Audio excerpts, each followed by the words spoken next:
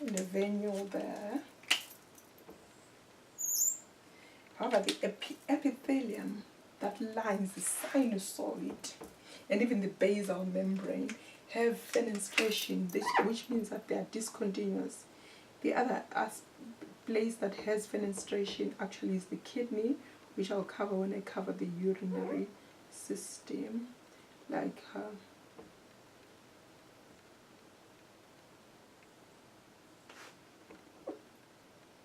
so the nephron of the kidney also has fenestration.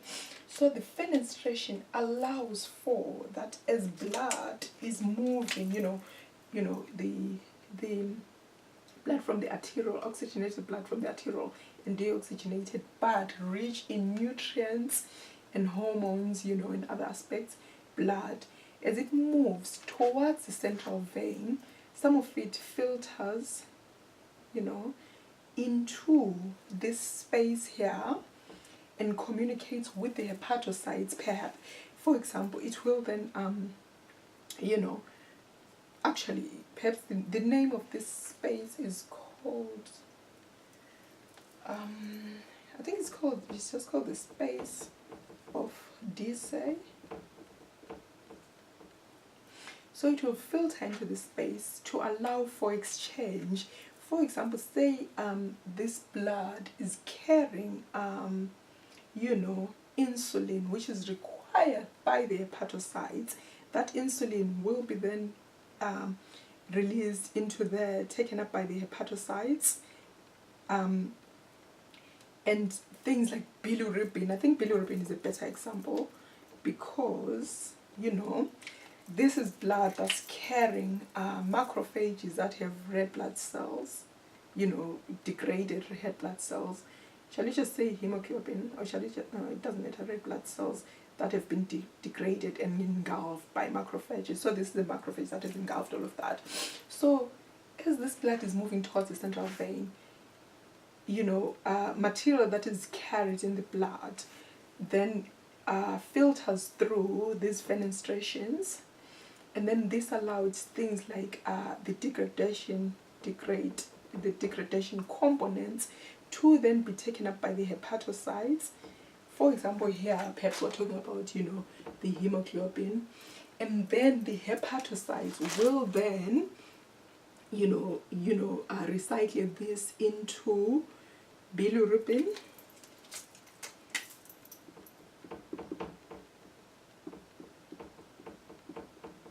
which then drains into the biliary capillary, the bile capillary, and eventually finds itself into the gallbladder.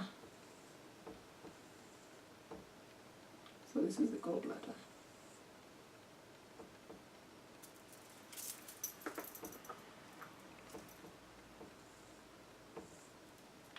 So this bilirubin, becomes conjugated with bile acids in the hepatocyte. So bilirubin then becomes conjugated, and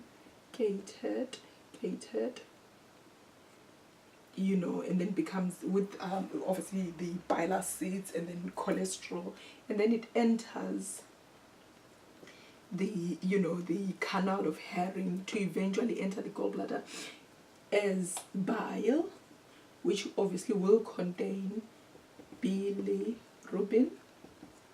It will also contain cholesterol and bile salts, which are the bile acids. So we can see that from the red blood cells that have actually come from the spleen, as it enters via the splenic vein. I know splenic vein should be in blue.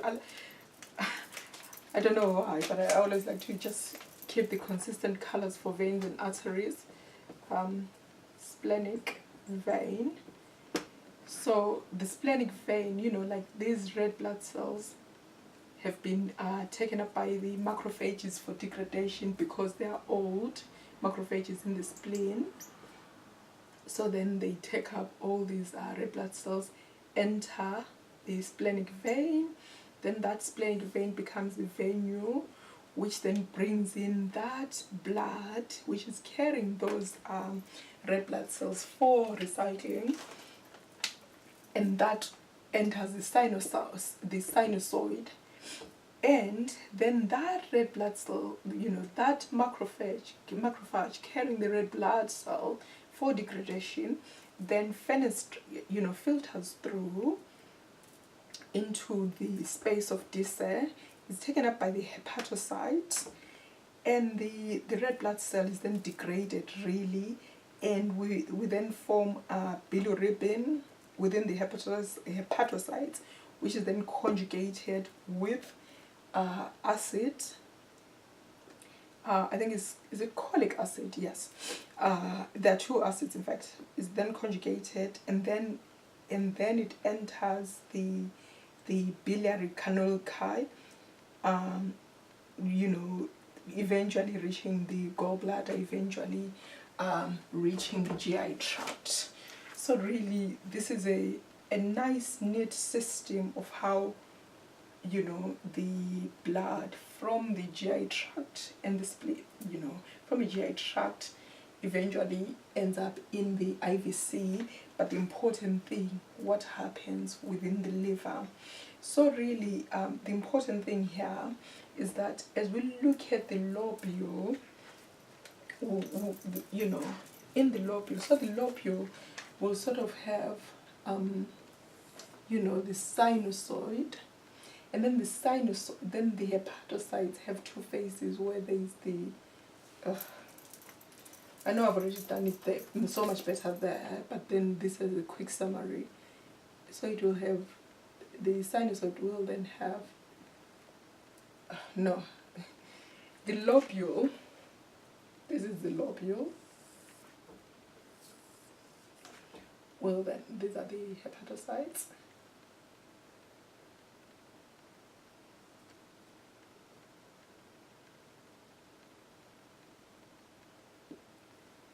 So this will be the sinusoid with these fenestrations,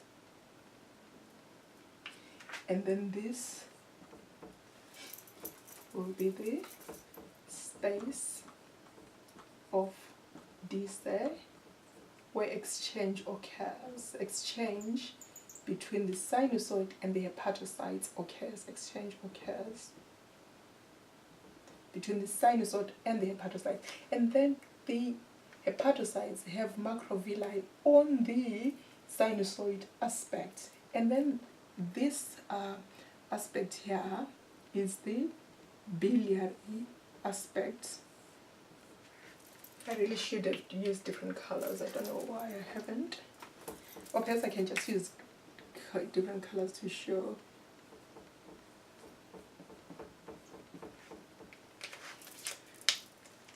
So the biliary aspect will, the flow of bile or bilirubin, whereas the sinusoid aspect is the flow of blood.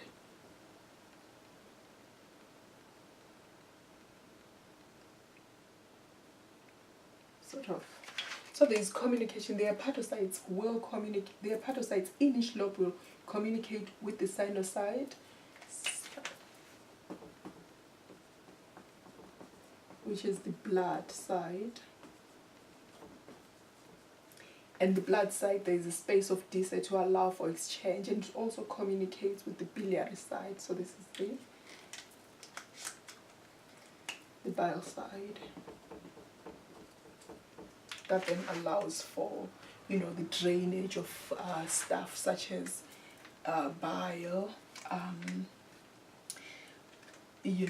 back to the GI system. So just as a quick summary, really, I've just talked about the lobule, and I've talked about how blood reaches the liver. So another important aspect to mention with the liver is that obviously, as we can see, that blood is moving from, I'll use this one there.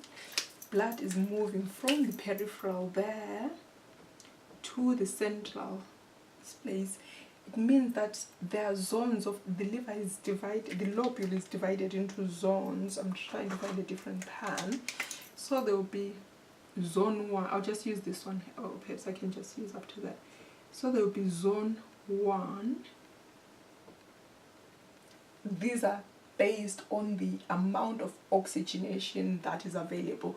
So zone 1, so there are oxygenation zones in the liver, oxygenation zones in the liver, based on the amount of oxygenated blood that is received by that area. So this is zone 1 receives the rich oxygen, or shall we say that maximal oxygen, obviously maximal oxygenation. So obviously this blood is still rich in O2 and nutrients. Obviously O2 from the hepatic artery, and nutrients from the portal vein. And then zone 2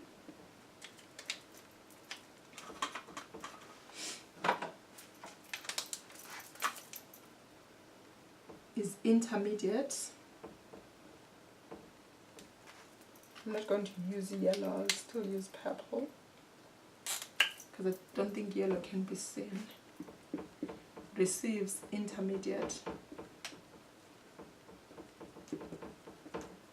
oxygenation and nutrition, or nutrients. I think I should have not used that yellow, anything but yellow. So this is zone 2, which is intermediate. O2 and nutrients. And then there is zone 3. I want to refrain from using colors that I've already used. No, I must use blue. Then zone 3. So zone 3 is near to the central vein. So zone 3 receives poorly oxygenated blood and poor, nutrient supply.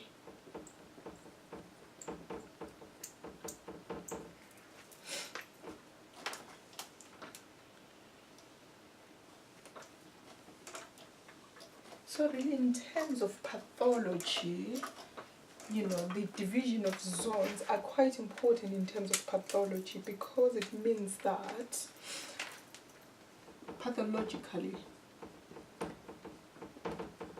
if there is ischemia, ischemia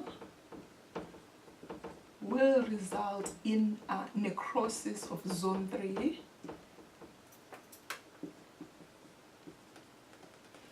due to its poor oxygenation anyway. It's already compromised. So any ischemia will then mean that blood will